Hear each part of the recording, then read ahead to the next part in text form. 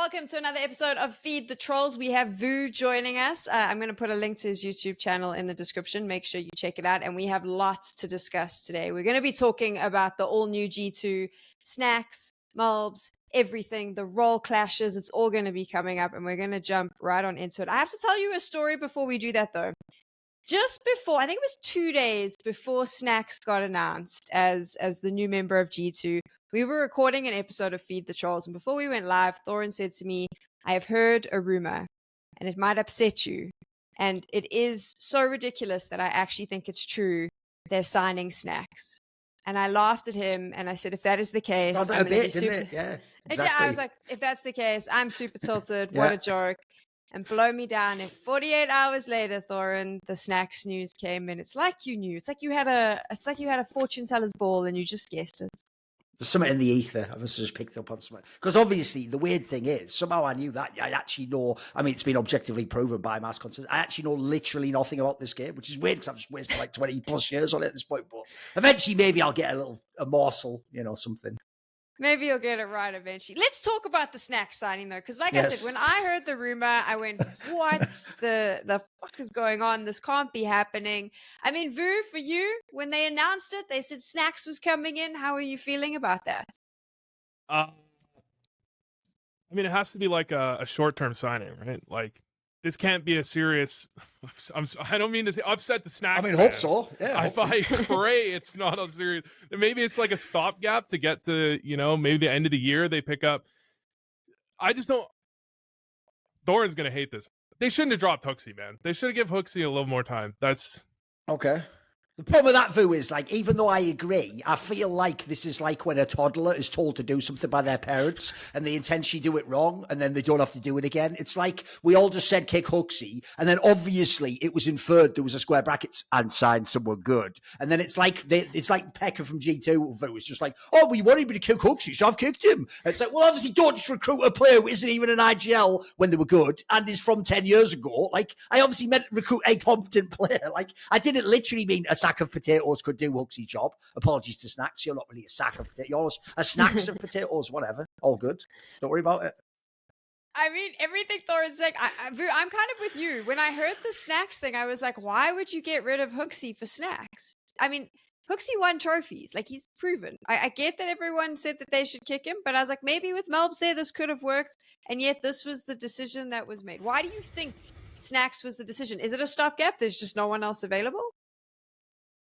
Well, part of the problem, I mean, we all the whole community got hyped for Nico calling. And they're like, this is going to be so sick. Nico's finally going to do it. He was even teasing it himself, dude. He kept teasing it in interviews, didn't he? Yeah, then we got all excited. Like, oh, they could pick up anybody. They could pick up, like, the exactly. whole scene. And then it's just like, Nico's, nah, not really feeling like it.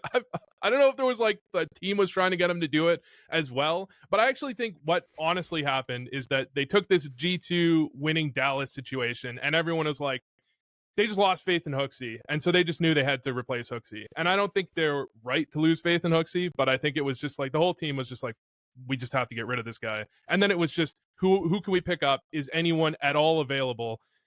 And I guess Snax was the only guy. I mean, I don't know. There we go. It is an I don't know situation. But Thorin, there's always the COVID Counter-Strike fans who've come in and know very little, or they've come from Valorant because they've realized we have a better game. And they're probably going, who the hell is Snax? Because their only experience of Snax is for Game of Legends. The truth is there was a time when Snax was, I mean, he is a legend. To me, I think he's a legend of course. All the way, back, I think it's like 2018. So he has done some good stuff. And he has the experience. Is it enough, though, to step into this particular team?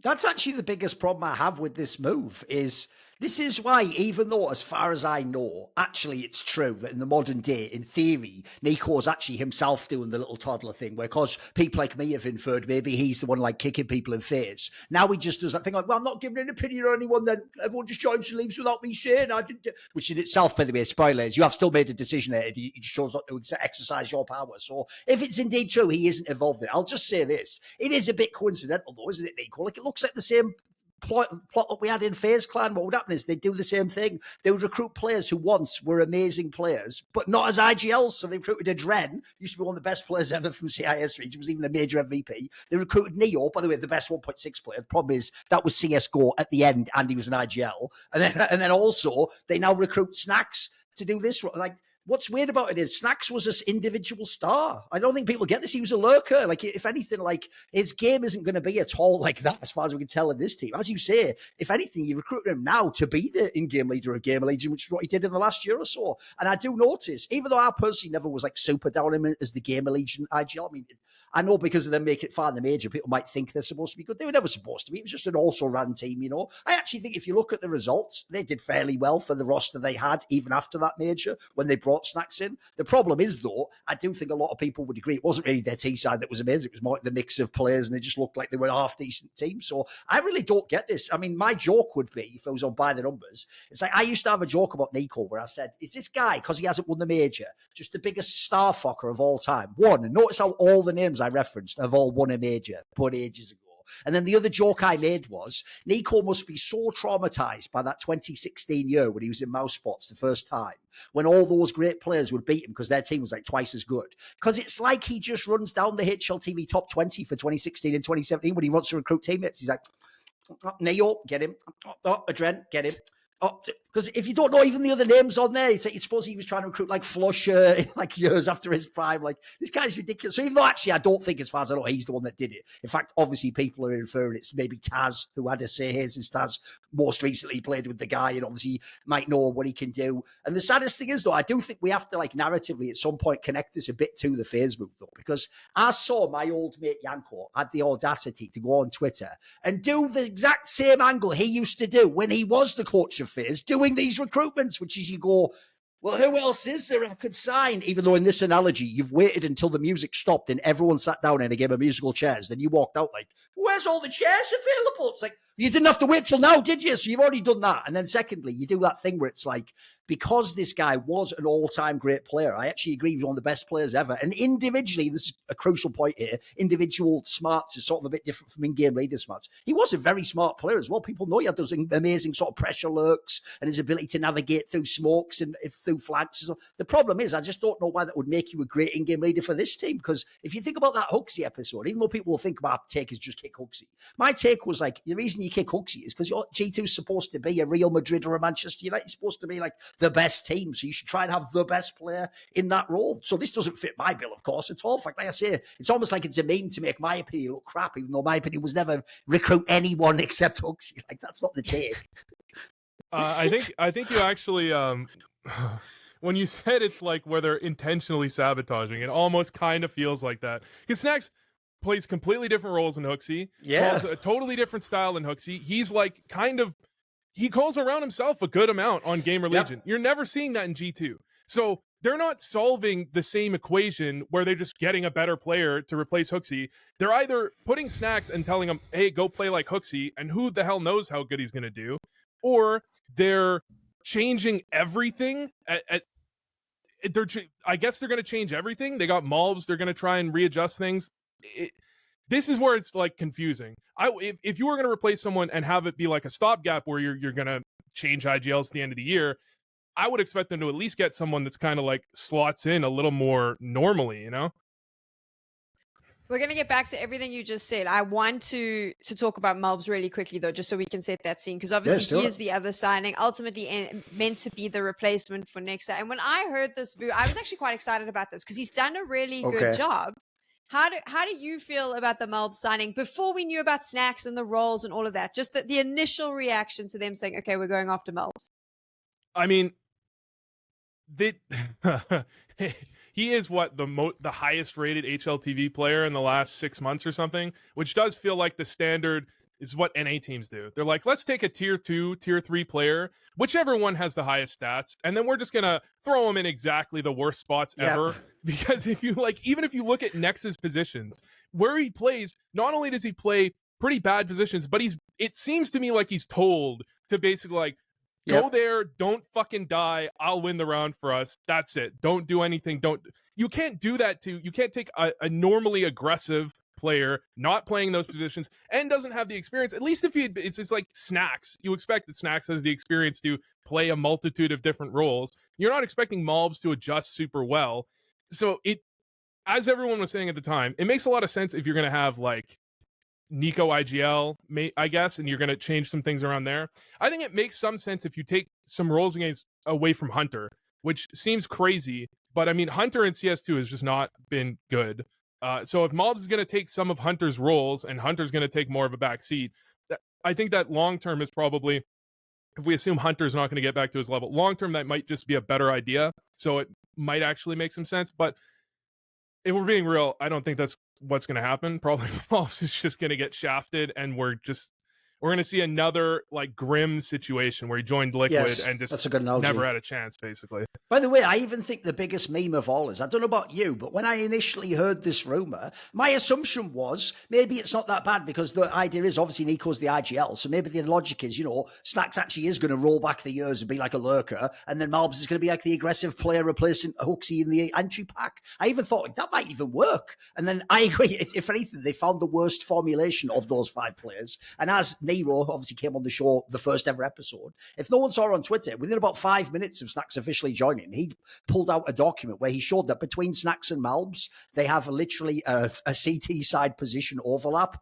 on every single map in the pool, which, by the way, that like Pekka from G2, like he must be on like god tier anti-GMing because that takes talent. Like normally you could trip over and have one spot that the guy doesn't play. But like, again, between the two of them, they've covered like not only all the players, but some of the best players spots as well in G2. That's the worst part. Like, because I agree with Voo. This just feels like the old NIP when they had the 4 original players and they kept cycling that 5th player. And whoever the 5th player was, it didn't matter how good you were because you were never going to get your role and your spots. You were just given what was left over. And pretty much your job was to be the scapegoat. And when we lose, to just go, he's crap, isn't he? Like, it's like, well, yeah, he's not doing any of the reasons why you recruited him. Because I'm with you, actually. Just like Leon Liquid recruited Grim, you recruited him for what he did in that role and that team, but then you didn't put him in any of those spots of that role. And then you basically just made him look crap and then kicked him out. So that's another reason I think this is kind of a sus move. It's like, what's the expectation for success? Okay, so hear me out, because the G2 fans, before they slit their wrists. What angle has she got here? Come on. Surely you've got the experience of Snax. He can move into different roles, right? So you put him in a position where he changes up. Hopefully, I mean, Hunter hasn't really been performing. He is also potentially experienced enough. You move him out and you give malbs the positions that he needs to shine. I would love that. Does that happen, or do we all just shit on the new kid? It should happen, right, Phil? If like someone saying was in control who didn't just look like, you're not Serbian, if someone didn't do that, so actually analyze it, I think it's a very reasonable suggestion. She's not being silly by suggesting that, right? Yeah, I mean, the problem is, are you ready to give up on Hunter? And it seems like they're not.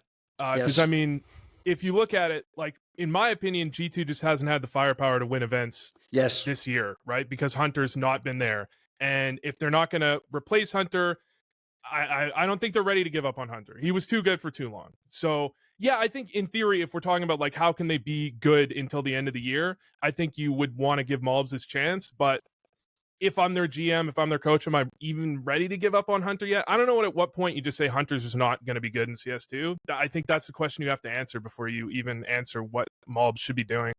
Here's the black pill. Or maybe it should be, I don't know, the Balkan pill or something. I'll come up with a witty term for it on another show.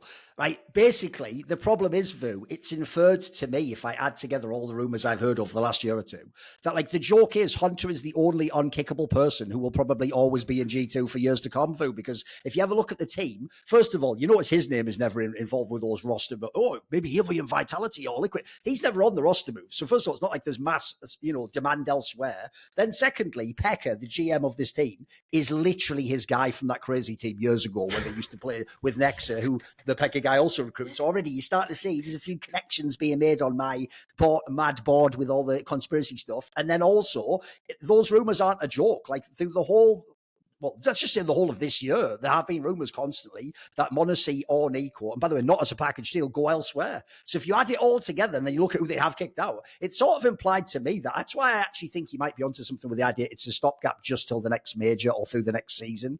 Because I think also what G2's waiting for is do Nico and m0NESY just go elsewhere? Like maybe they really do sign elsewhere, in which case, what have you got? And I'll tell you what, in that scenario, even though I actually think Hunter's in bad form, I think they view that as like that's the only piece we'll have to build around again. So bizarrely, he does never seem to be on the chopping block. I've noticed that, and I can't think it's just really the whole he's Nico's cousin thing, because Nico might not even be there in the future. But bizarrely, it seems like he's the one person no one can conceptually be allowed to consider cutting, because I actually think it's a very fair thing. In the same way, by the way, earlier this year, people were saying maybe Nico's not as good. I think that's was a legitimate statement. He maybe wasn't as much of a star in playoff games. So if we're going to do that to Nico, well, the all-time like a Mount Rushmore player, I think it's pretty reasonable to say Hunter hasn't been it since CSGO. So I'll give you a stat because I had the spreadsheet of gun versus gun round stats from the players. Nexa is supposed to be unwinnable. You can't win with Nexa. It's not even possible.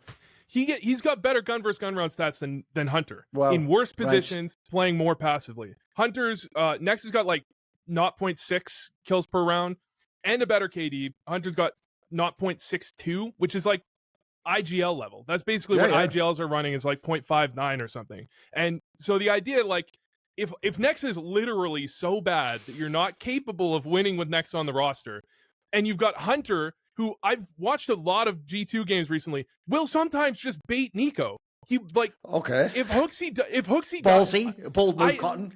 I don't know if this is a team strat, but like I've seen hooXi run out hut on nuke, die, and then Nico was throwing flashes, and Hunter just stops, waits, and then Nico runs out in front of him. So I don't know if the idea is like, oh, for 4v5, Nico's the most likely to get entry, or if Hunter's just like, in no fucking universe am I going out first after hooXi's dead. That's not happening. I don't know what the thought process is there, but he literally is in some of the best positions to get kills, and he's just fucking not.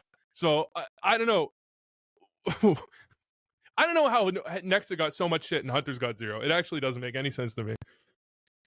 It's just how it goes, right? I mean, this is Counter-Strike. This is how it works. He's just like slid under the radar. No one's paying attention, but now he's there. So, I mean, this is the thing, because we know what this lineup's going to look like. We know that G2 is expected to win trophies. I guess it probably would be the question for the end of the show, but I might as well throw it out now. I mean, Voo, can G2 win this with this lineup?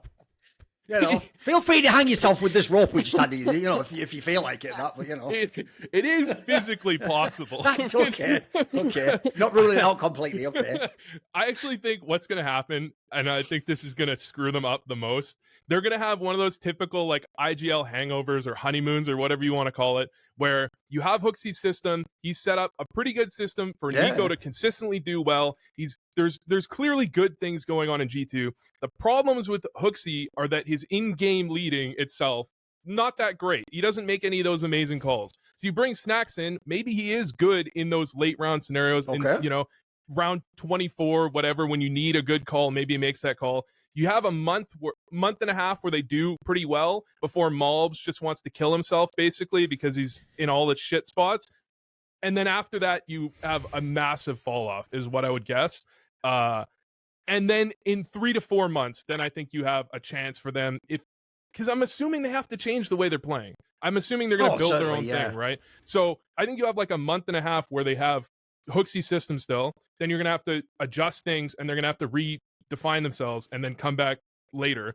But if the plan is to replace Snax later, they're not really going to have time to do that, you know, to rebuild everything before the end of the year, before Nico and m0NESY might be gone, which could be they have this massive downswing and Nico and m0NESY are like, yo, peace out, and it's over. Is it such a bad thing, Thorin, if they change the way they play? I mean, it's been hit or miss up until now. And m0NESY definitely needs, I mean, he can't carry them forever. So, like, surely a change is, maybe that's a good thing for G2. I'm trying. Well, here's the problem. Even Voo went out of his way there to optimistically imagine how it would go. Like, there's also a world, by the way, where they're just bad from the moment they enter the server and it just doesn't fundamentally work. By the way, I think it's even more. This is why I actually think it's quite relevant that Nero brought up the CT spots. Normally, we only model the game from the T side and how people, like, offensively play the game.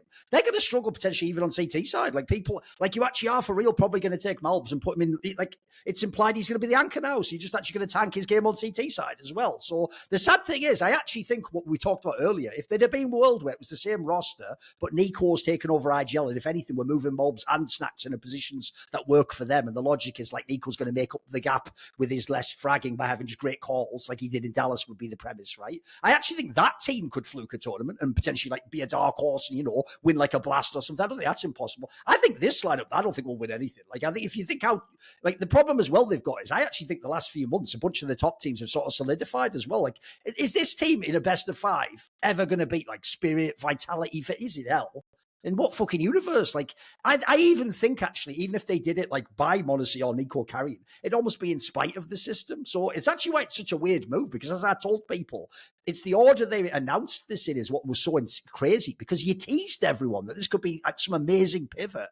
But then at the end, the name was so underwhelming, it just brings the whole thing down. Like, I actually think a lot of people, when they saw malbs join, even with the whole role overlap, were like, yeah, but if you can make it work, like, he's young, he's got talent, he's hungry, then you think, oh, they're removing hooXi. Well, if you get like a competent IGL off Nico, I mean, I actually agree with Voo. The saddest one of all is because we'd all in our brains like decided, okay, maybe we're going to give this Nico IGL thing a shot. That actually opened up a crazy vista of who the 5th player could have been. Like he said, it really could have been, by the way, like a Perfectos or any player. That's why the anchor thing really is the annoying part, because it's like the GM of G2 doesn't know anchor role exists, because, bro, like, it's such a specialized role that you need to be really good at. Spoiler, that JKS was pretty good at it, wasn't he? And then also, there are so many in the scene right now. Like, even when I said before, but I don't know if Perfecto speaks English, mate, I'll take Perfecto without a microphone over this one. Like, he can play the roles, though. Like, it's actually what he does. That is his office. So I'm a bit alarmed. Yeah, I actually feel like people are taking the last lineup and they are hating on hooXi too much. You know what? I don't think hooXi was a complete bomb. Like, I think he called it a decent game most of the time. I think he did actually allow at least his stars the space to create, etc. I'm actually quite worried that this team might be worse than the hooXi one. There's your headline. Might be worse than hooXi's G2. It's Thorin 2024. What a statement. I mean, I enjoy watching the chaos on the forums and stuff where it was always like, hooXi must go, hooXi must go. Yeah. Then they announced that they were signing malbs and everyone was like, yes, this is great. Because it is an exciting new talent. It is a new player that gets you excited. You imagine it with Monacy, this is great. They say hooXi's gone. Everyone's like, holy shit, this is it. G2, it's coming in. This is going to be amazing. Snax is IGL, and I have never seen so much. The only time I've seen that much negativity is when everyone was saying hooXi must get kicked. And there it was. And it's just, no matter which way you look at it, I haven't seen any sort of positive take on this, which is concerning, Voo. Because, I mean, if everyone feels this way, why is it that the whole scene sees it so negatively and G2 themselves seems to think this is going to work? I presume they think it's going to work. Yeah, it'd be wild if they didn't. If they really were just like, fuck it, yeah. No. If I'm being honest, I mean, I think they literally just looked like hooXi's a shit fragger. We've already he set everything up. We're feeling good. Let's just, who's the best IGL stats wise that we can find? Pick up his HLTVs, because I think I was reading someone, I think, was it Jokas Steve that had an interview where he's like, yeah, I just looked at like a list of like the players they wanted and I sorted them by HLTV rating. And that feels like what the Snax thing is, with zero context of like what role he plays. And there's an argument that people with the CT role thing, I think we're getting to the singularity of like how many roles can we say someone has and how important can we say they are. But when you have an IGL that's literally setting himself up to get kills, and then he's getting 1.0 rating or whatever, he's not by the way, do that with Nico. just to reiterate for people who don't know, it's not even like Snax had great numbers. It's not like he's like some great fragging IGL and that's why it's going to work. Like, even his numbers weren't that great on Gamer Legion. It's kind of a bit sad, isn't it? It's yeah, I think they literally, if I'm being honest, I would not be surprised at all if they literally just looked at the stat. I mean, surely they had someone else in mind. Glaive, I would have gone for Glaive. Can you get Glaive? I guess he's just untouchable though. But I don't know. Maybe. Yeah, but here's the thing. Yeah. Here's the problem, though. If they only announced Glaive and no one heard the rumor of Snax, in theory, you could react the same way. Like, what the hell, Glaive? He hasn't been that good for years. But the difference is, if you compare it to Snax, I'll take that deal instantly, man. I'll gamble on that. Like, maybe Glaive can by the way, he'd also come surely with his own ideas about how the team could be run and how to use people. I think the upside would have been better on that one. I also think, by the way, what's mad about this is if I had to speculate, I actually don't think, by the way, it's Nico and Pekka. I actually think it probably is Taz, because if you know pro players, you'll know this from knowing all the competitive players in NA, right? The problem with pro players is, first of all, most of them don't really sort of believe that you get washed in a weird sense. They think it's just like excuse, like, oh, I had a kid, or, you know, like just grew older and work and that. Whereas I'm sorry, if you just look at the game, we don't know what the rules are, like sports necessarily, but at some point you do get washed. Like it happens to everyone. Sharks, Kenny, all the best players eventually aren't elite no matter what they do, even if they put the hours in. But then the other thing is, you also, if you were someone's teammate, you tend to have very rose-tinted glasses, because what's embedded in your brain is all the times he did the amazing players and won the game and said the smart thing. In the case of Snax, I know he very briefly IGL'd, but I would imagine in his team, if you think of his role, he was probably the guy with all the great secondary calls, you know, and then calling something mid-round as he does. So I think if you're someone like Taz, I could see why you might think, hey, like, we're in a tough spot. You know, we don't have perfect candidates to choose from. Hey, this is the sleeper move. I get my guy here. I promise you he can do, you know, he knows the game. He's going to do it, etc. But I tell you, the first thing I think of immediately also when I heard this move, even though he has been in-game leader in Game Legion, I think of that time he went to Mouse Sports to replace Stiko. And when he went there, right, the logic of that was Stiko himself was like the ultimate selfless player. He would just give up every like good spot. He would take all the bad positions. He would essentially was the guy just throwing all the flashes and getting shot in the face with no gun. And they literally just gave Snax those roles. And then he quickly realized himself, like, I'm sort of a star player. This doesn't work for me. And his game wasn't that good. It was kind of a bit meh. And that's why that move actually sort of ended up almost getting reversed. Like he went out and they brought Stiko back. So to me, this just smacks of sort of like nostalgia of how great Snax was. Because actually, I'm with you, Tech Girl. I actually think the most shocking thing is that I thought just the name Snax would give him like the first few months. Like it's a bit like I often point out, I do go hard on those people I call CS Royalty Fallen. By the way, even my boy Shocks, etc. They sometimes towards the end get a year or two extra where they're not actually that good. But we were all just so in love with how great they were. We're sort of like, I give him another chance, you know. See if it can work, though. See if the romance of the combat can be there. But I have to say, in this particular case, like, what's weird is I feel like more people were on board with literally washed Stewie joining than Snax actually. Like Snax, by the way, was a much greater player than Stewie at his peak. Like, by the way, to categorize what you said earlier, I remember in early 2017, just before they fell off, I think when they won DreamHack Vegas, I think for people like Moses, they even had him as the best player in the world because he was kind of like an all-around player, wasn't he? So, no, this was a very great player, but spoiler, 2017 was a long time ago. It was a long time ago. I think they Nico has somehow manages to do this all the time, inadvertently just screwed Snax over completely by teasing the IGL thing. If he had just come out day one being like, agreed, there's no fucking way I'm not IGLing, yes, nobody even speculated, then Snax would have been like, well, who else can you get? That would have been, everyone would have been on the same page. But the fact that Snax got announced at almost at the same time as like Nico, I'm not ready to IGL. I'm not doing it. And then they even totally did that thing. There was even that like thing where it was like a quote from Monacy where he was like, Bratan, you must IGL eventually. It's like, why are we even doing this now? So now everyone wait a minute. So this is just who Nico is, right? So when he was IGLing in FaZe, and I was like, why is he doing this? He's wasting his time. They're all like, give him a chance. He's really good. Now everyone in the world's like, you know what? Maybe you should IGL Nico. And he's like, nah, not ready. I'll do it when I'm ready. It's like, oh, bloody hell. All right, mate. You know what? It's your party, Nico. You can cry if you want to, I guess, mate. Bloody hell. I didn't actually think of it like that. I was like, all the PR leading up to this really set everyone up for disappointment. It was anti-marketing as well. They actually set themselves up to the move was worse. Like, you could have, by the way, you could have tempted this so much, like he's saying. You could have had, you know, beforehand, you say things like, hey, you know, we're not sure what the roster's going to be long term, so we're going to try some things out over the next few months. You know, you could even, by the way, if you were clever, say something like, because the roster's not permanent, you know, we're even like testing roles and who could do what. If you did that, I feel like you could sort of like let people down a little bit, and then you could see from the results, like, oh, maybe there's something there. But I do feel as though you've like set everyone up for a fall at the end. Like, what's bizarre is this implies, like Voo said, they actually somehow thought when this was announced, everyone's going to be like, hell yeah, I'm in for this. Like, I don't get, that's the disconnect there is crazy to me. I think the thing is because Snax is such a superstar, he was the superstar. Yeah. You kind of, maybe there was an expectation that the big name would bring value, but I think unfortunately because he was in Gamer Legion for, like I said, a lot of new fans, I've realized some of them didn't even freaking know who Device was at one point. Or like for them, they're like, I don't know who this guy is. I watched him in Gamer Legion. They're not that good, therefore this guy can't be that good. They have no cooking clue who they're watching. Saying all of that, Voo, I don't think he was terrible in Gamer Legion. I think Snax did an okay job there with, but maybe the question needs to be, it's a very different lineup of players, right, that you're now dealing with. You don't get to walk in and be the big guy because you're walking into a room with malbsMd, the best player in the world right now. This is a very different group of people you have to team up with. I think eye test wise, and that's the biggest thing where hooXi takes a massive tumble. Eye test wise, Snax looks pretty good. I've watched a few of his demos. His aim looks like pretty snappy, looks on point. He looks like, and if you're Nico, if you're the coach, whatever, watching a Snax demo, you go, he's still got it. Like, I can see his aim. He had some 6 shots here. He's still got it in him. If we just take him and just put him in hooXi's roles, you can't look worse than hooXi. It's like, which might be dreaded famous last words at this point in time, right? I'm with you. Yeah.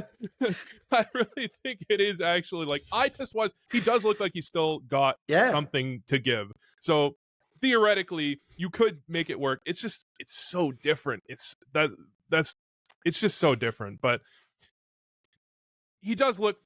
He looks like he's better than hooXi. I mean, is that a crazy thing? He looks like he's better than hooXi. You know, individually looks like one of the better IGLs. If you were to rank him against the IGLs we have in the top 10 right now, he's in the top half or top 20% maybe. Fair. Is that enough though, Thorin?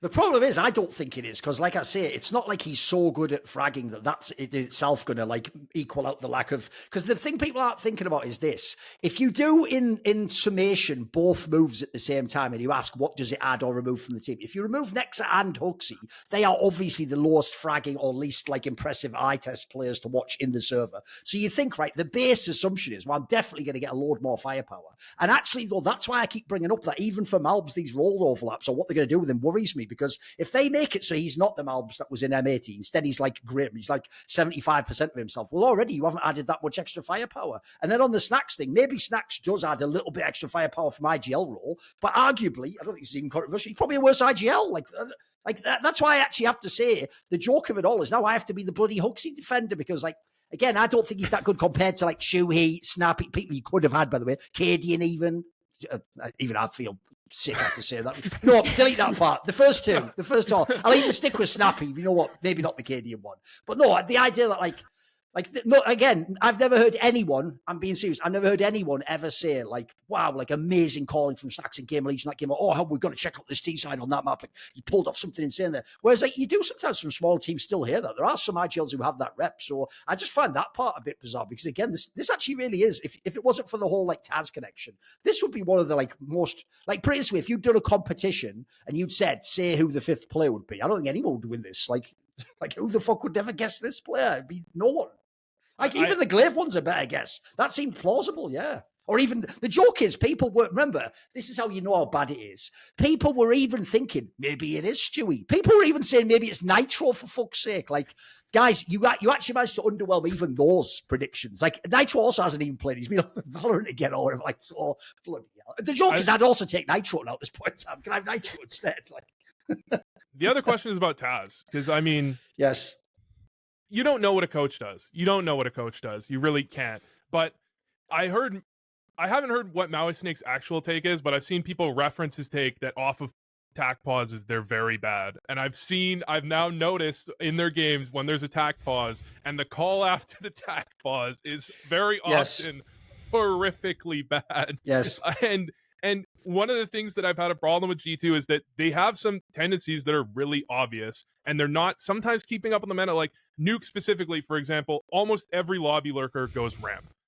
Nexa wasn't opening ramp ever. And then he got hard countered a couple times because he's playing this weird spot. And I put that on, that's got to be the coach. The coach has to make sure that Nexa doesn't do something so often that you can get hard countered by Maus in an important game. And he's not doing that. Coming off tack pauses, they're not good. If you had hooXi coaching, this team, I would still be kind of hyped for this team.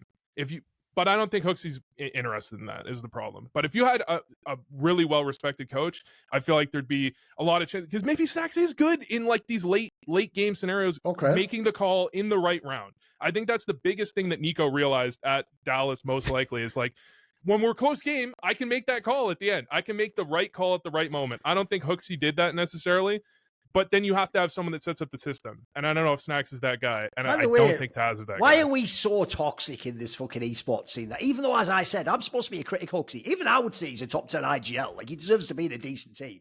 Why did all of us just decide after that Dallas win, like, to gaslight hooXi? Like, you know what, mate? You shouldn't ever even press a key anymore. You should just be a coach now. It's like, his whole job, his full-time job and career profession is in-game leader. Like, and it's not like he's even like that bad. But, like, that is wild. It's true. Almost everyone was like, you know what, Nico, you should be IGL. And actually, hooXi, just watch. You just watch what he's doing. Like, give me a break. That's so toxic. He's got more to give. He's got more to give. Yes. There were so many interviews about how much work he did for Dallas as well. Like, I know he was at the wedding, but he did so much stuff behind the scenes. Not only was he at his sister's wedding, but he was watching all the games, feeding back. Like, he did all of that. Like, he works from what I understand behind the scenes, no one works harder than hooXi. And we were still like, nah, dude.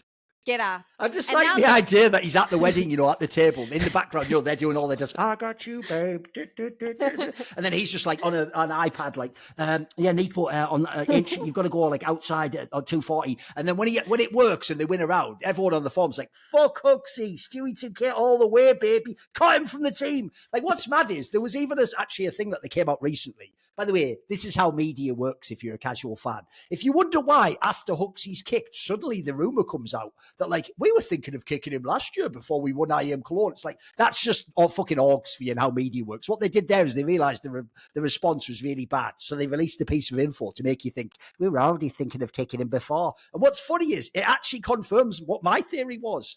Again, people always get me confused with Kassad, who wanted him kicked from day one because he thought all the way back at IEM Rio, this guy fucked up the major for Nico. I've always said, when he won the tournament, obviously I wouldn't kick him. Like, if you win a massive tournament, you get to get a couple more tournaments. Like, my logic is, if you win Blast World, okay, let's see. Oh, you won kind of eight, you've got to get a few months off that. Then when you win Cologne as well, it's like, we've got to give this guy like a chance till the next major, maybe, and then you fail him. So it actually is implied G2 maybe was thinking the same thing. In fact, that's probably the most interesting detail of that people haven't really picked up on is it implies maybe it wasn't certain that they all were in love with hooXi the whole time and believed in everything. Maybe they themselves were just winning and thinking, well, you can't really boot a guy right after you've won a massive tournament. You've got to sort of give it a chance at the next one. If you can win Katowice and Cologne on paper, you can win the major. It's a logical sort of conclusion to come to, I think.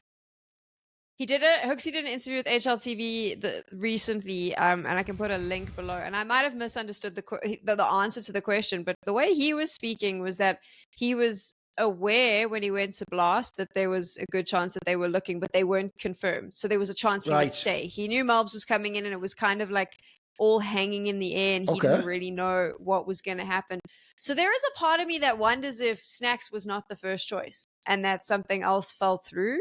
I mean, there is a part of me when I read that interview that I thought, oh, is this one of these situations where they were kind of like, ah, shit, now we've got to get something because we've told them we're not happy. Interesting choice to go with.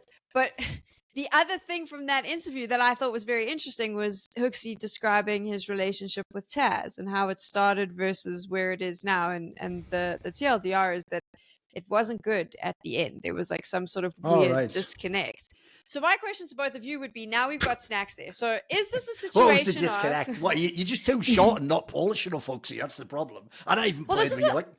Okay. So I was about to say, so you had the situation where you had a winning IGL with a somewhat inexperienced coach, but now they're not getting on. Now you've got two people that are reasonably inexperienced in both their roles, but they have a history. They've known each other for a long time. What's better, to have that connection with your IGL and your coach where they get on, or to have the experience that can kind of handhold the other one? I mean, here's the problem. If the coach and IGL are like disconnected, you got to solve that problem, because the same thing could happen to Taz and Snax. I don't know that what their relationship is like, but then when this was initially announced, it was implied that their relationship was not good. At least, but I swear, when I did an interview with Taz, I think maybe it was towards the end of the year or the beginning of this year, he inferred in the interview that actually, like, his old VP, they're not all like best friends. They're not all like meeting up and having reminiscences like they were in Vietnam together. I've heard actually like they maybe were on like not very good terms, and maybe they sort of left him and Neo in the wilderness, as it were, and they just went on with their careers. So no, it's even though fans are going to assume Voo like they're best pals or something, that's why he's recruited him. I actually got the sense, in a weird sense, he's trying to do this as like a professional move as well. It's not just like his mate.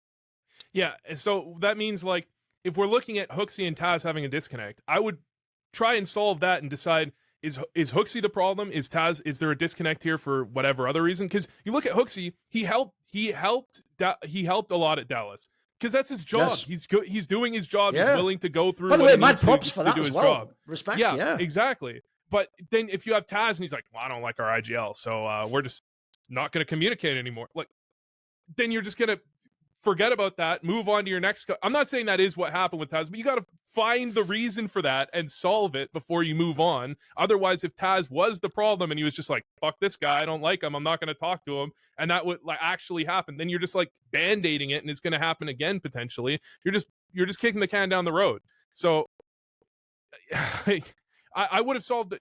I would have definitively defined what the problem is between, what the problem was between Taz and hooXi before going absolutely anywhere else, personally.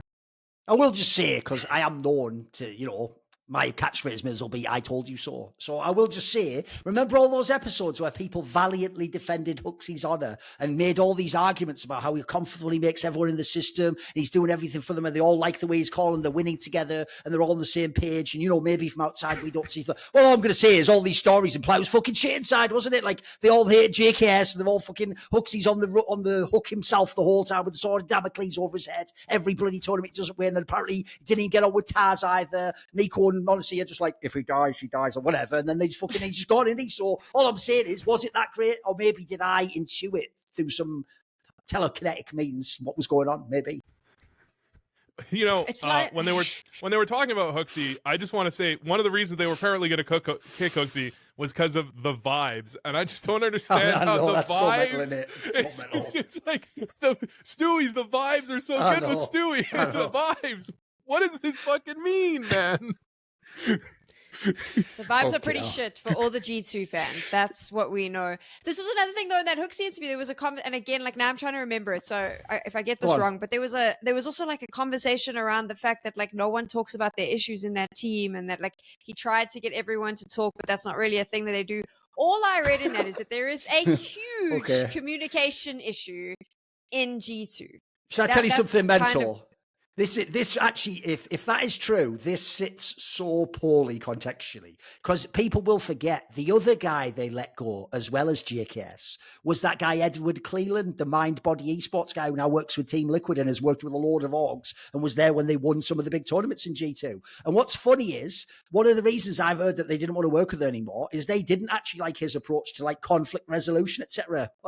Well, that's rich, isn't it? Because what the fuck? Now you're just saying it happened again without him. Like, what is that's mental to me? That is mad. Because if you remove the guy, you better have like a really great guy coming in to do that gig, I have the quote, and the hooXi says, "The issue of not talking openly on the team has been a problem since the day I joined the team. I tried to push for some team talks and encourage everyone to speak up freely, but it was never really a high priority, unfortunately. In the end, this issue also played a big part in me being benched, I assume." The worst part I've even realised, think about this, right? The one thing you actually do expect, even I would expect this from a team like G2, where you have a player being mega scrutinised. By the way, whether it's hooXi or Nexa even, normally you expect that the locker room rallies around them, though, that they want you there. And it's all like, you have that conversation inside the locker room, like, hey, I know people are like hating on you, bro, but like, we believe in you. Think how awkward now the last 6 months have been, where everyone outside the team's like, kick the guy. And then apparently internally, they're just like not even addressing that. They're just like, all right, hooXi, how you doing? Yeah, let's just play, mate. Let's just get on the server. Yeah, you know what? We can talk later. Get on the server. Like, I can't handle it, mate. That must have been the most awkward dressing room of all time. I'm just thinking, like, hooXi's like, can we have some team talks? And Nico's like, get in the fucking death match. What do you want to talk? Get in the death match. Shoot some heads. Stop talking. Based on all of these things that we've discussed, from the inexperience of the coach, the clear lack of communication in the team, according to their old IGL, is Snax really going to be the issue here, Vu? That is the big question. I don't think Snax is the issue. Snax is a symptom of the issue, but he himself potentially will be an issue. He will be the scapegoat. Come on. Yeah. That's the way to put it. He's going to be the scapegoat. I don't think he is the issue. I think the beginning of the issue with G2 is that you can't win with only two good players, even if they're really good ones in the current era of CS. You just can't do it. So the expectations were too high, and then when they don't deliver on the expectations that are way too high, then you've got to find someone to blame, and it has to be the guys at the bottom of the scoreboard. which isn't Hunter somehow, even though in gun versus gun rounds he's bad. Just at least in 2024 he's been bad. So then you just have to remove. It really is the nip situation where you're just cycling out the fourth, fifth player. Oh, your stats aren't good because you're in the worst spots possible. Although, I mean, to be fair, hooXi is also just not that good. But, you know, they're going to put them in bad spots, scapegoat them again, and then we're going to be back in square one or square zero after m0NESY or Nico leave.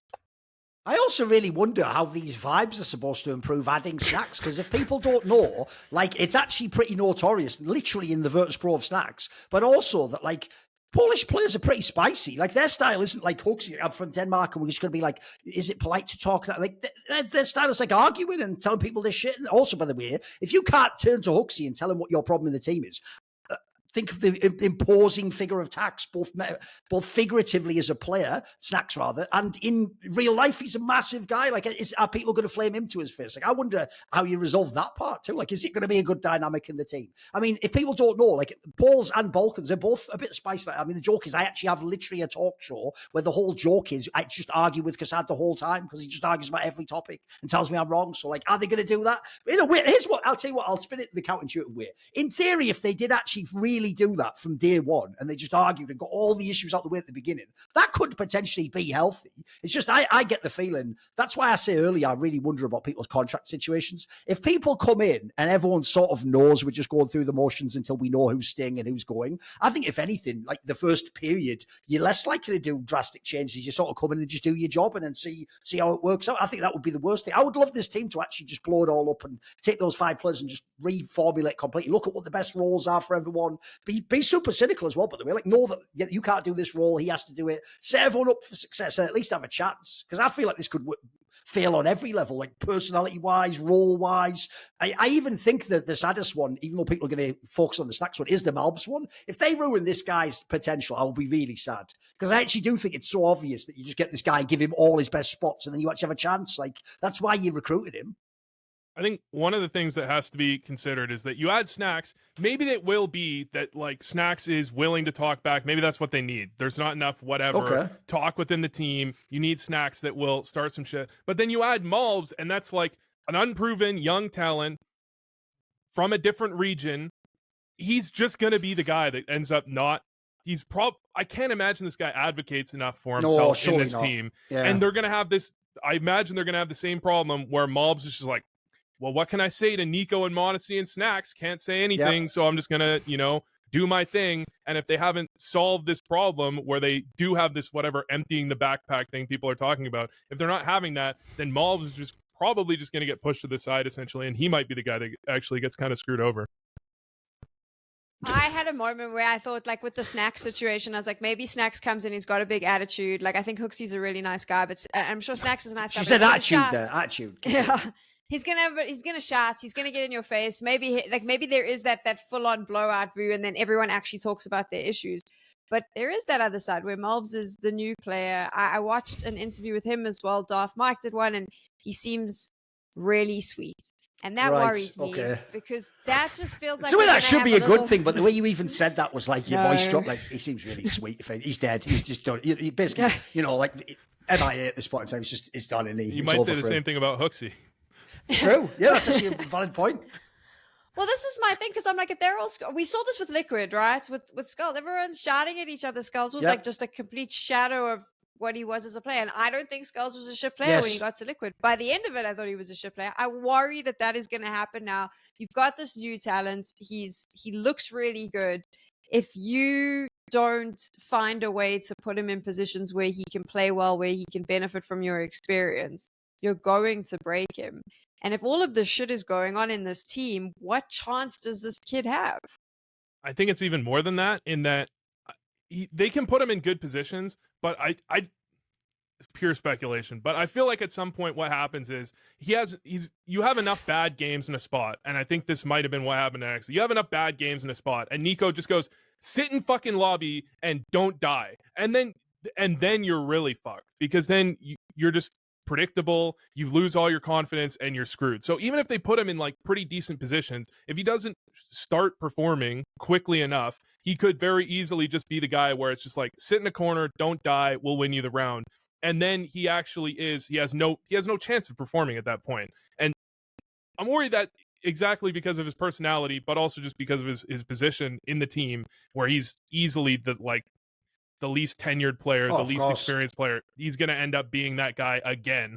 And if that does happen, regardless of whether Nico's making these moves or happening, or making them happen or not, I think you have to point the finger at Nico that there must be something going on, that every time they have an anchor, they just become the most passive player in human history, that just coincidentally. No one wants to say anything. Pure coincidence. I agree, though, by the way. I actually think the Skulls analogy is a good one, because I also thought the same thing with him and Liquid. Like, the vibe I had from him was like, he was the kid in school who just kept his head down so the teacher didn't ask him a question. But the problem is that can't be like a long-term solution. Like, that's what you do to get through a class. You don't do it to like succeed. So, no, if I had to guess, that's the most obvious scenario, is like how, even though this guy, this is why I actually think the nightmare about this team is not just the Snax thing, it's the Hunter angle too. It's that there's people who have bigger reputations and influence than their current game demands. And so the problem there is malbs arguably should have more impact in the game, but he doesn't have that cultural impact for the Maui Snake angle. He doesn't have the history. He hasn't got the name. And so in a weird way, I think actually you're probably going to underutilize the guy who has the skills. Like I said, if I bring this guy in, I'm bringing him in to be exactly what he was in M80. Like, if anything, that's why I even thought the Nico IGL move would be genius, because it's like, brilliant. Get Nico our star rifler now and have him move around a bit and do something else as he IGLs, and then have malbs be set up to be the star. And then, then we can fill out the rest of the roster. So I think this is such a strange one, because at the moment, just based on what they've done, like, I think you have to be cynical and assume some of these things we have at the moment. Like, maybe they do make a better formulation, but it doesn't feel like they would. I mean, G2 hasn't really been that team so far. And also the track record of what they just did with Nexa was terrible. Like, I really do think they brought that guy in. And when he says, like, I can do any role, that's like in theory. It doesn't mean every time he should play the worst possible role and have no impact whatsoever and never ever go in. And then just, this is why when people even said that thing, everyone was going, yeah, but Nexa is quite clutch. It's like, he was in a fucking million of them though, wasn't he? He was in 1 billion clutches. And the joke was, every single one, you were just like, I wish that was Nico. And it wasn't. So even if he won some of them, it wasn't a great setup, guys, for anyone.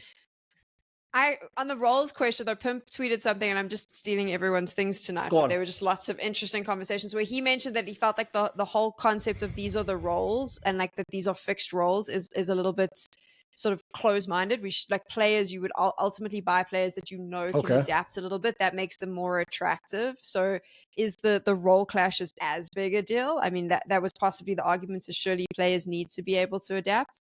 But I mean, can they? I review. Look at that. I mean, obviously, I'd just say to Pimp, I would just go, Pimp, psst, remember that Astralis super team, mate? Remember that thing with the rolls, mate? Remember that team? You do know Astralis, right, Pimp? You only fucking talk about them in the other tweet, but yeah, go on. What do you think, Vo? Yeah, I mean, so I think one of the problem you have with Liquid is kind of analogous in that you have 4 passive, extremely passive players, right, and then you add in Yakindar, who's an aggressive player, and so now he's just unreasonably aggressive to try and make up for it. Sure. And I think more than roles, I think the resources that a player gets on their team and their aggressiveness are possibly even more important, because if you have an aggressive player that's used to getting a lot of resources, and then you tell them, well, no, we've got Nico and Modesty that are our aggressive players, and they're going to be making the risks that we're supporting and giving them the resources to them, you're the guy that's going to have to play passive without resources, and you're going to have to do it all on your own.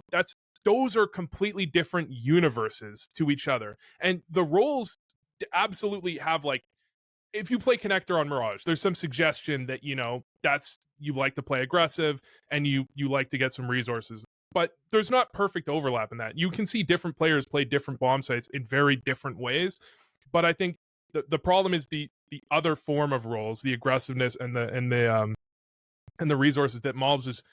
I pray he gets. I know in the Darth Mike interview, he said when I just read this, but he said when he joined the team, he said, I'll play, what did he say? I'll play whatever, but I'm not playing like jump spotting B on Mirage, like something like that. So he did it sounded like he made an assertion, like, I'm not doing X, Y, or Z. I like to imagine as he said that, Phil, like you could just hear in the background here, like Nico just like a pencil or a pit, like, shh, just crossed out the top line. Like, yeah, continue on. Yeah, what else? I think you do need a guy demand. He needs to be able to make demands for himself. Sure. And hopefully he does, but more so than the roles, it's this other stuff that I think is gonna screw him up.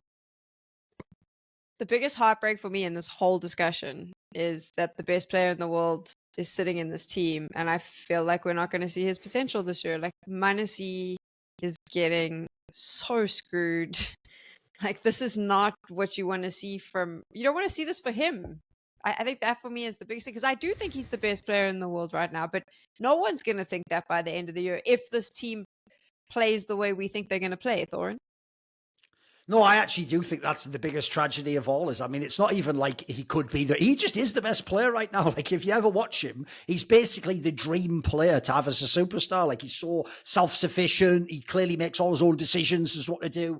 By the way, he's got like an amazing feel for the game. His skill set is incredible. And I mean, this is an underrated point, is he's far and away the best AWPer as well. Like, right now, AWPers, there aren't many of them that are really elite in terms of their impact. So the silliest thing to me is, if you actually put like a really good roster, I feel like he should be in like a team that has an era right now. Like, if anything, I really do. I've said it as a joke before, but if I was him, I would every day of my fucking life wake up and on Steam, I would just be messaging Donk like, that Shero's pretty good, I guess. Ain't really me though, is he? You know, I'm kind of the next simple. I'd be doing that because all I'd be thinking of, honestly, is, wait a minute, I look at team spirit and then I just think, bro, if that was me there, we'd just win everything, wouldn't we? Wouldn't we just run the table of all Counter-Strike? So I also do think the one upside is this. Even if they tank his game, I actually do get the sense he won't just wait forever. I think that if the good news is it'll either work in G2 and we can actually go forwards, or I think if it goes badly, honestly, will just leave. Because if I'm him, especially with how many good Russian players and teams there are now, come on, as long as they've got the money, why wouldn't you go at that point in time? You'll have tanked like a year in this team at this point without trophy, well, except the bullshit Dallas one, but like real ones that you won't have had a chance to win the major, which if you're the best player in the world, the minimum I ask is I want the chance to win everything. It doesn't mean I have to have the best team, but like I have to have a team where it's like if I perform the best, then we win. That's what I think you want. So the other thing I worry about is Modesty is still quite young. People forget that. And players like that, you can't take for granted that people can do the simple Oziwu and just grind constantly and then have letdowns by their teammates. Like, it's very rare players can keep that up. Actually, usually it eventually even gets to the player and they fall off eventually. So I certainly hope it also doesn't tank Modesty, because at the moment, if you put the right team around him, he could have potentially just be the best in Counter-Strike for like 5 years or something. Like, he could have an amazing career. Yeah, I mean, Modesty also, I feel like he has a play style that's tough to maintain if he's not playing 24/7. Like, he does just kind of run around. He's basically like, I feel like he's just modern era Kenny S. Yeah. And that's like, you know, if you stop playing all the time and you're just not able to do that anymore, it's going to fall off. And if he loses motivation because the team is so shit, you know, then that might be problematic. But I will say I'm a little more optimistic maybe that, you know, you have a Spirit out there. Maybe they could try, maybe you could see G2 try and replicate some of what Spirit's doing and put malbs isn't Donk, but they could put him in. Spirit has a lot of strats where Donk is flashed out intentionally to get kills. They've got like very good executes meant to get Donk kills. If they could start replicating part of what Spirit's doing, but you just have, I mean, you instead of having Donk, you have Modesty, and instead of having you know, Shiro for Modesty, Donk for malbs, I could see it working actually really well. They kind of have a template, I feel like, out there that they could try and copy. I'm not completely against his roster. I just think it's going to take a lot of work. It's going to take an insane amount of work. And at least Modesty's probably in there for it. I mean, he seems to play, probably like 200 hours a week or something. Yes. So, Voo, I mean, if we change up the way that this team plays, the roster could work. But is Taz the right coach to do that?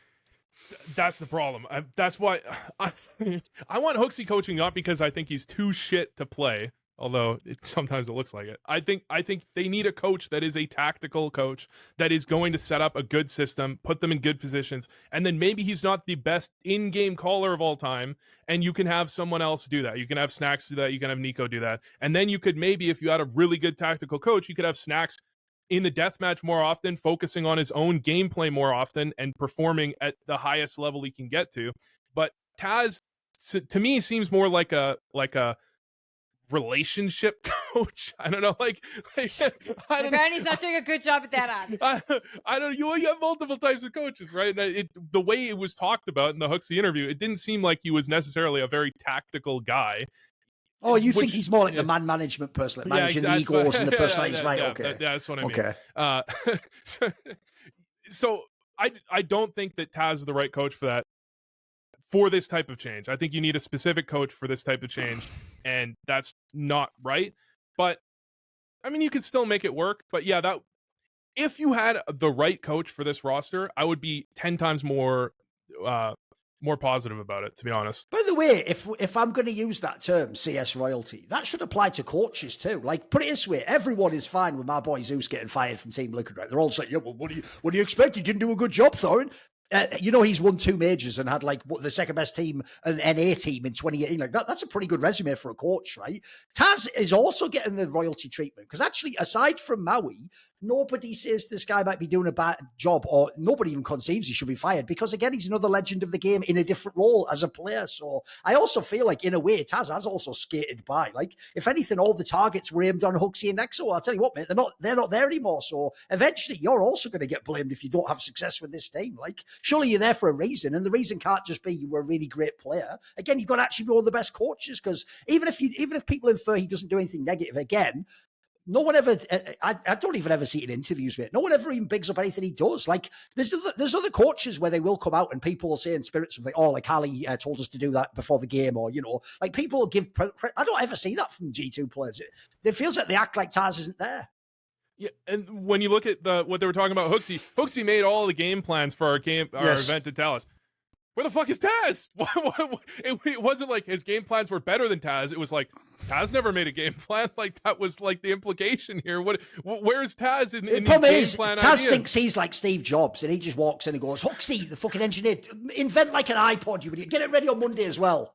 And he's like, I've got them working on the iPod. It's like, yeah, he's working on it, mate. He really does. Like, nobody mentions really what he does, no one. But there's a lot of mentions of the shortcomings. Like, there's no communication. He's not working with hooXi. There's all these downsides. Dude, even that Stewie shit. Think about that. When Stewie came out, even though he later said he didn't flame Taz, he made the environment that Taz in theory is in charge of sound really shit. Remember, they were saying it's like it's like just a 9-to-5 job, and it's like a stale environment where no one discusses problems. That even hooXi and Stewie rather said some of that in his like tell-all with Maui. Yeah, and they said the players don't respect him. I love that one, by the way. Yes. By the way, if Stewie just doesn't get it right, Stewie, you do realise as soon as you say the players don't respect him, you have, in a way, trash talked him, mate, because you just made public to the world that his own employees essentially don't like him. Like, you've given away the goose. It's over. What are you doing? It's like the worst thing you could say about a coach. It is. Because it basically means the players are like, yeah, he's here. That's what, like, coaching tier 2, tier 3 NA, that's usually what it is where like they'll talk about their coach and they're like, yeah, he's there. I mean, it's better than not having a coach. Sure. It's like, if there's an option to have a coach or not, I'll take him. But like, hey, I don't actually think he does anything. Like, that's the same exact impression I get from like tier 3 NA teams and what Stewie said. Other than Manussi being the world's best player, I mean, is there any good we can take away from the new G2? I mean, this is the saddest thing of all, right? I don't listen. I can't actually theorycraft how you could do this, but in theory, even in CS2, if all these players played at like the best level they could. So the reason I say in CS2 is obviously we're not making Snax whatever he was in 2016. But if you just think, right, if they all could play peak level, like, it wouldn't like the team would be terrible. Like, obviously, if you could ever fix the Hunter scenario, that also changes it massively. Like, if he was playing well again, I mean, you could infer maybe he wasn't comfortable with the setup, or maybe he didn't like hooXi's calling style or whatever. If you could make Hunter a bit more comfortable, by the way, if Nico just maintains his level, like, it's not like it's impossible this team could ever do anything. The problem is, though, when I look at it, I'm looking at it, especially actually in light of those big ambitious teams like Team Liquid, and I'm just thinking, well, on paper that roster looked amazing, but then when you hear the potential problems and how it just seems like you couldn't have overcome all of them, that's what I worry about. It's not just one issue. It's like you've got issues in essentially every player except Modesty sort of has a potential issue now in the team, and that's the part I find a bit alarming, because I feel like, and also that's why the Taz equation's a big one. Who's going to solve those problems? Who even knows how to solve those problems? Actually looks like by the way, this looks like a very hard team to coach, quite frankly. Yeah, I think the biggest question mark that's going to matter with whether or not hooXi was a great IGL and whether or not Snax is going to be able to make it work, can he activate Hunter? If hooXi was the reason Hunter wasn't doing well, he was putting him in bad spots, he wasn't giving him the right opportunities, and Snax can do it, then this team actually could have a chance to win some events. But if it's just Hunter is just not vibing with CS2, which seems to be the case. I mean, Nico even talked about himself not vibing with CS2. Yes. That's probably why he had some inconsistency.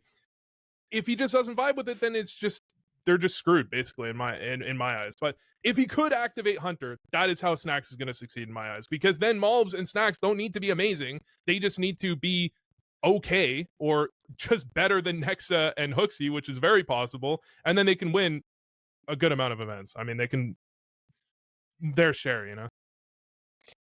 Thorin and Voo have weighed in. I mean, you called for his head.